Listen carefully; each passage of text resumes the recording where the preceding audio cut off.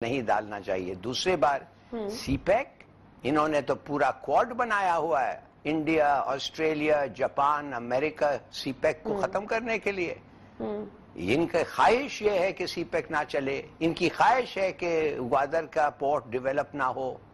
میں معاف کریے, میں سمجھتا ہوں یو اے ای کی بھی خواہش ہے کہ پورٹ ڈیولپ نہ ہو, اس لیے اگر وہ hi guys, welcome to this channel. آج کی ویڈیو میں پاکستان کے ایکس ڈپلومیٹ ظفر ہلالی کچھ فرسٹریٹڈ سے ہیں. دراصل پردھان منتری نریندر مودی کے شبھ کامنا پتر کے بعد پاکستان میں یہ پرسیپشن بن رہا ہے کہ عمران خان کی دوستی کے لیے رکھی گئی شرط, جس میں اس نے کہا تھا کہ بھارت اگر ایک قدم اٹھائے تو پاکستان سامنے سے 2 قدم اٹھائے گا, پردھان منتری نریندر مودی پاکستان کی اس شرط کے سامنے جھک گئے ہیں اور عمران خان کی بات مان کے ہی پہلا قدم اٹھا رہے ہیں. لیکن جیسے کہ ظفر ہلالی پہلے بھی ڈپلومیٹ رہا ہے, وہ پردھان منتری مودی کے کام کرنے کے طریقے سے بخوبی واقف ہے. اسے پتہ ہے یہ مودی کا انڈیا ہے, اگر یہ پہلا قدم اٹھائے گا تو سیدھا پاکستان کے اندر ہی گھس جائے گا. یہی وجہ ہے کہ پوری ڈسکشن کے دوران ظفر ہلالی کے چہرے پہ فرسٹریشن بہت ہی صاف نظر آ رہی ہے. تو چلیے چل کے دیکھتے ہیں کہ آج کی ڈسکشنز میں کیا کیا پوائنٹ اٹھا رہا ہے ظفر ہلالی. چلیے لیٹس واچ دس ویڈیو. اگر ویڈیو پسند آئے تو لائک ضرور کریں, چینل کو سبسکرائب کرنا نہ بھولیں اور جاتے ہوئے گھنٹی بجانا نہ بھولیں. تھینک یو, جے ہند.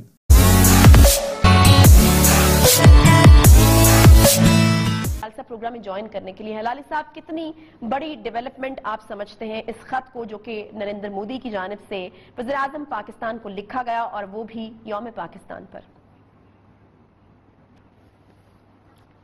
کوئی بڑی ڈیولپمنٹ نہیں ہے, یہ ایک عام رواج ہے ملکوں کے درمیان, ایک ریکوائرمنٹ آف پروٹوکول ہوتا ہے. کیا لکھا ہے مودی نے جو لوگ ادھر کہہ رہے ہیں وہ بڑا ڈیولپمنٹ ہوا ہے؟ اس نے کہا کہ تمہاری ٹیررزم یہ سب تم روک دو, اور اتنے ان سو مینی ورڈز وہ کہہ رہے ہیں کہ دہشت گردی اور ہمارے پہ یہ اور وہ کرنا روک دو, تو پھر انشاءاللہ تعلقات بہتر ہو جائیں گے. ایک ہی آن دا گراؤنڈ جو میں کہہ رہا ہوں, زمین پہ دیکھیں کیا کیا اس نے. ایک ہی چیز کیا ہے کہ وہ 2003 کا اگریمنٹ جو ہے LOC کا, اس کو انہوں نے ایک انڈرسٹینڈنگ کے تھرو کہا ہے ہاں ہمیں دونوں کو ضرورت ہے اس پہ عمل کرنا.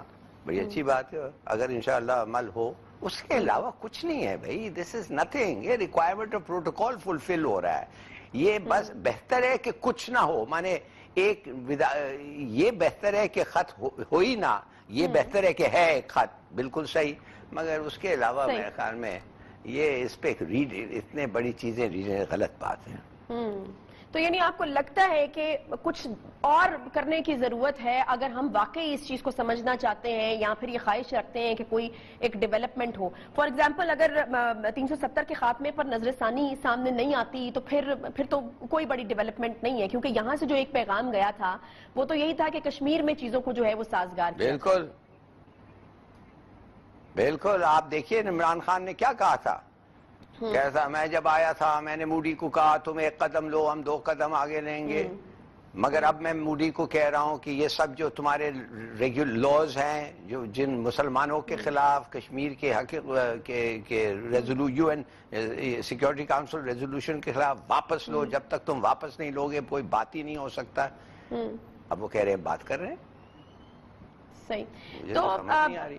ظفر ہلالی صاحب, آپ کو لگتا ہے کہ اس وقت خاص طور پر اگر ہم دیکھیں اور سی پیک کو بھی ہم اپنی نظر میں رکھتے ہوئے, آپ کو لگ رہا ہے کہ اس وقت بھارت کا کوئی انٹرسٹ جڑا ہوا ہو سکتا ہے, یا بھارت کی طرف سے اگر یہ خط بھیجا گیا ہے, کیونکہ پچھلے سال تو نہیں آیا تھا, اگر اس سال آیا ہے اور ایک اچھے جذبات کا ہم کہہ سکتے ہیں کہ اظہار کیا ہے کہ تعلقات خوشگوار چاہتا ہے, چاہے جو بھی شرطیں ساتھ لگا کر کہا گیا, اس سال خط آیا ہے, تو آپ اس کو تھوڑا پازیٹیولی دیکھ سکتے ہیں, یا پھر یہ کہہ سکتے ہیں کہ ہو سکتا ہے کہ بھارت کچھ اپنے انٹرسٹ کو دیکھ رہا ہو پاکستان میں, اگر سی پیک کو ہم ذہن میں رکھیں تو؟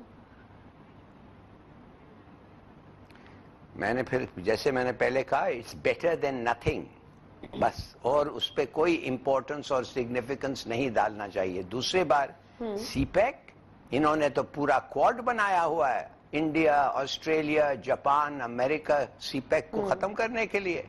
इनकी ख्वाहिश ये है कि सी पैक ना चले, इनकी ख्वाहिश है कि ग्वादर का पोर्ट डेवलप ना हो। मैं तो माफ करिए, मैं समझता हूँ यूएई की भी ख्वाहिश है कि पोर्ट डेवलप ना हो, इसलिए अगर वो डेवलप हो गई और मॉडर्न पोर्ट हो तो जबल अली का हालत कुछ ठीक नहीं रहेगा, इतना अच्छा नहीं रहेगा, इतना तो मैं जरूर कह सकता हूँ। तो मैं समझ नहीं आ रही मुझे किस चीज पे खुशी है। हमें कहा गया है कि ये एग्रीमेंट्स होंगे, लो हैंगिंग फ्रूट्स, पता नहीं उर्दू में क्या उसका तर्जुमा है, कि छोटे छोटे एग्रीमेंट्स हो जाएं सर क्रीक के और सियाचिन पे। भाई सियाचिन का तो एग्रीमेंट हो गया था, साइन हो गया था राजीव और बेनजीर के दरमियान 1989। जैसे वो दिल्ली पहुंचा, खत लिख के कहता है कि हमारी फौज जो है वो नहीं चाहती इस एग्रीमेंट को, तो वो रद्द हो गया। सर क्रीक का तो बना हुआ है कब से, बस थोड़ा सा उस पर एग्रीमेंट करना है, कोई बड़ी बात नहीं है उस पर। उसके वो कुछ नहीं है भाई। ये जो दहशत गर्दी है इंडिया करवा रहा है इधर, ये रादाव को भेज के थ्रू बलूचिस्तान में जो फंड कर रहा है मूवमेंट्स को। नहीं तो हिलाली साहब आप ये कहना चाह रहे हैं कि जो इस रीजन में पाकिस्तान की डोमिनेंस या फिर इम्पोर्टेंस सी पैक की वजह से बढ़ रही है, भारत शायद उसमें इंटरेस्ट लेते हुए पाकिस्तान के साथ बेहतर ताल्लुकात इस्तवार नहीं करना चाहेगा, बल्कि आप ये कह रहे हैं कि उसकी बजाय वो चाहेगा कि जिस वजह से इंपॉर्टेंस बन रही है उस वजह को ही खत्म किया जाए। देखिए भारत के अपने इंटरेस्ट हैं, वो चाहता है ट्रेड रूट शुरू हो जाए सेंट्रल एशिया के और अफगानिस्तान से। भाई ठीक है, अगर तुम ट्रेड रूट्स चाहते हो, एक तरफ से सीपेक को सैबोटाज कर रहा है चीन के और हमारे से सैबोटाज, दूसरे तरफ से वो ट्रेड रूट्स मार रहा है अफगानिस्तान को, ट्रांसिट ट्रेड ये वो।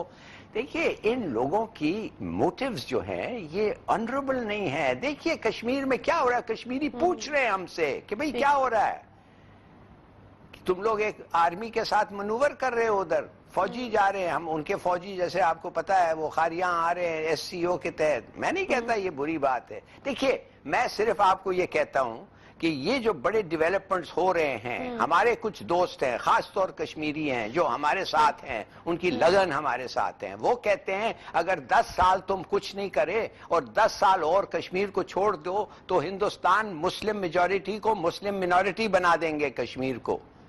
सही है। उधर अच्छा, से वो ले आएंगे उनके आरएसएस के गुंडे उधर सेटल करने। ठीक है। अच्छा हिलाली साहब, एक और बड़ी डेवलपमेंट उस इंटरव्यू की शक्ल में हमें नजर आ रही जो कि साबिक हाई कमिश्नर अब्दुल बासित ने कर्नल ताफर को दिया है।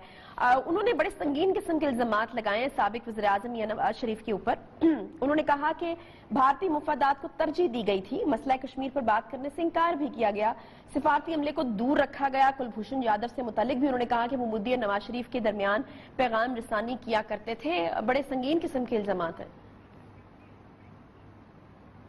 बिल्कुल सही कह रहे हो।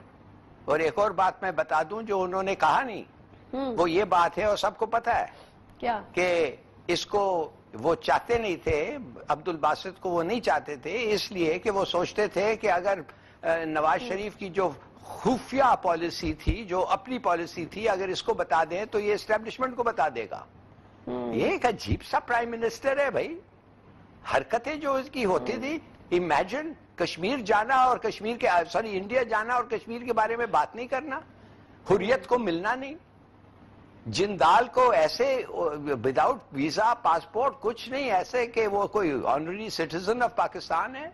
खुदा जाने उनके फैक्ट्रीज में किन किन लोग आके काम करते थे जिनके बारे में कोई इंटेलिजेंस क्लियरेंस नहीं होती थी। सही। आई मीन इट इज, मैं तो समझ ही नहीं सकता कैसे ऐसे हमारे प्राइम मिनिस्टर लेवल के लोग करते हैं। ठीक है, बहुत शुक्रिया ज़फर हिलाली साहब। साबिक